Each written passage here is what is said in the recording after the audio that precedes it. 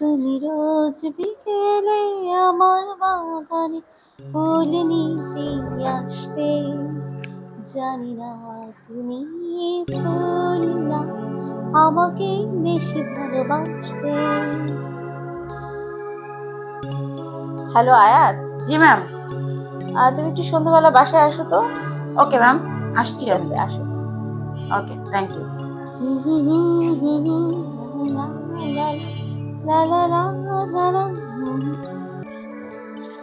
Good evening ma'am. Good evening, বসো। Thank you ma'am. আজকে খুব একা একা লাগছে। জি ma'am.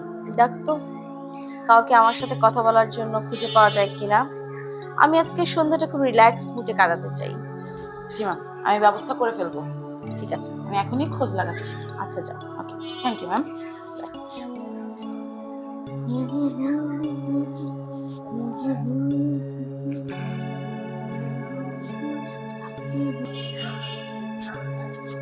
Good evening ma'am. Good evening. Ma'am, ওর নাম অনিক, ওকে আপনার জন্য নিয়ে এসেছি। বসো অনেক। আয়াত, জি ম্যাম। কালকে সকালবেলা তোমার অ্যাকাউন্টে যে অ্যামাউন্ট ঢুকে যাবে, ঠিক আছে? তুমি যেতে পারো। আর শোনো, জি ম্যাম। আজকে বিষয়টা যেন গোপন থাকে। জি ম্যাম। যাও।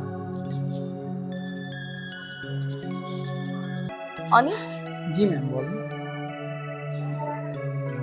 কি করো? আমি ম্যাম পড়াশোনা করি। আচ্ছা, বাসায় কে কে আছে? বাসায় আমার 2টা ভাই ও 2টা বোন আছে। আচ্ছা, ম্যাম, জি ম্যাম, আপনি বলেন, সমস্যা নেই। মানে কতদিন ধরে কাজ করো? এই প্রফেশনটা খুব রিসেন্ট। ম্যাম, একটা কথা বলবো? হ্যাঁ বলো।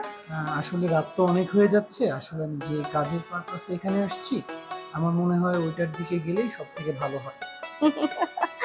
তোমার কি মনে হয় যে আমি তোমায় নিয়ে বিছানায় শুবো? এখন ম্যাম, সবাই যেটা সচরাচর করে, দেন আমিও মনে করছি যে আপনি আমাকে ওটার জন্য বুক দিয়েছেন। হ্যাঁ, বুক দিয়েছি ওটার জন্য, ঠিক আছে। আচ্ছা, এক রাতের জন্য কত নাও তুমি? ওইটা তো আপনি যেটা করবেন, আসলে তো আপনি জানেন হয়তো বা।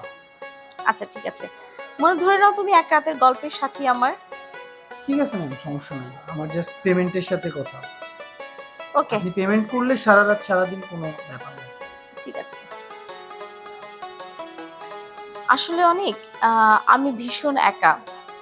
আমি শহরের এক শিল্পপতির ওয়াইফ। আমার অনেক টাকা পয়সা আছে, নেম ফেম সব আছে, অথচ দেখো আমি ভীষণ একা, নিঃসঙ্গ। আমার হাজবেন্ডের সময় হয় না আমাকে সময় দেওয়ার মতো। আমার দিনগুলো, আমার রাতগুলো একা একা কেটে যায়।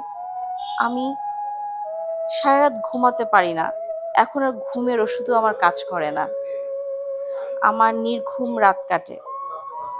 আসলে আজকে তোমাকে এখানে আসতে বলেছি কথা বলার জন্য, কোনো কাজের জন্য আমি তোমাকে এখানে ডাকিনি। আমার আসলে শরীর এখন আর কোনো কিছুকে টানে না। আমার টানে হচ্ছে গিয়ে একটা মন, যেখানে একটু ভালোবাসা থাকবে, একটু মায়া থাকবে, একটু মমতা থাকবে, যেখানে আমি একটু আমার মনের আশ্রয় খুঁজে পাবো।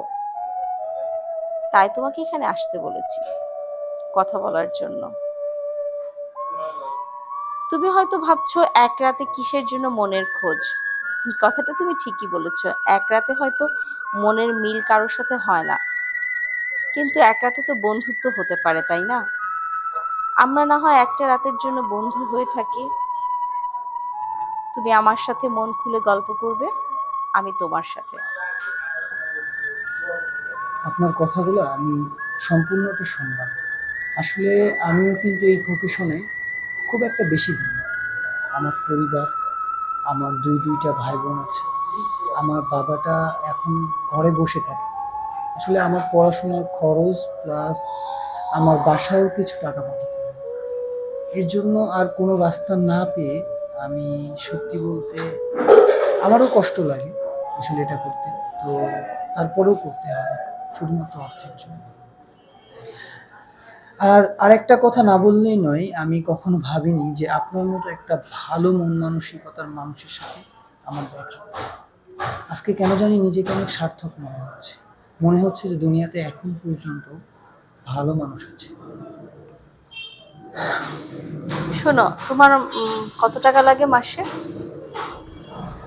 মাসে আমার 20 থেকে 25 হাজার টাকা লাগে আমার ভার্সিটি খরচ সহ। আচ্ছা, আমার ফোন নাম্বারটা নিয়ে যাবে। প্রত্যেক মাসের 1 থেকে 5 তারিখের ভেতরে তোমার অ্যাকাউন্টে আমি 30,000 টাকা দিয়ে দিব। কেন জানি আপনার কথাগুলো শোনার পরে আমার মনে হচ্ছে যে আমি হয়তো বা বাস্তবে নাই। না, তুমি ঠিকই শুনেছো অনেক। এখন থেকে প্রত্যেক মাসের 1 থেকে 5 তারিখের ভিতরে আমি তোমার অ্যাকাউন্টে টাকা দিয়ে দিব। তুমি আর এই কাজ করবে না, মনোযোগ দিয়ে পড়াশোনা করবে। আর তোমার যদি কখনো ইচ্ছে হয় তুমি আমার কাছে এসো, আমি তোমার সাথে গল্প করব। মানে আমি যে আপনাকে কি বলে ধন্যবাদ দিব আমি ভেবে পাচ্ছি না। আসলে ধন্যবাদ দেওয়ার মতো ভাষা হয়তো বা নাই। আর আপনাদের মতো মানুষ আছে বলেই এখন পর্যন্ত হয়তো বা আমরা টিকে আছি। এখানে ধন্যবাদ দেওয়ার কিছু নাই, তুমি আমার বন্ধু হয়ে থাকবে, আমি বেশি খুশি হব। ইনশাআল্লাহ। আজকের মতো আসো। ধন্যবাদ ম্যাম, আপনাকে অসংখ্য ধন্যবাদ। আচ্ছা, যাও। ইনশাআল্লাহ আপনার সাথে দেখা হবে, থাকবেন। আসসালামু আলাইকুম।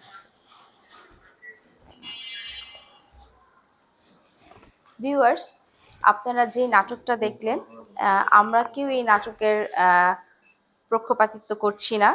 শুধু আমাদের সোশ্যাল ওয়ার্কের জন্য একটা মেসেজ আমি বলছি আপনাদেরকে। আমাদের সমাজে স্কট বয়, স্কট গার্ল আমরা দেখে থাকি। তারা স্বেচ্ছায় এই প্রফেশনটাতে আসে না, পরিস্থিতির শিকার হয়ে আসে। আমরা যদি তাদের কাজের ব্যবস্থা করে দিতে পারি, আমার মনে হয় যে তারা এই কাজটাকেও করবে না। আশা করি কারো যদি এই সুযোগটা থাকে তারা এই সুযোগটা কাজে লাগাবেন। এই ছেলে এবং মেয়েগুলোকে আপনারা কাজ দিবেন, তারা যেন আর অন্ধকারের পথে না আসে।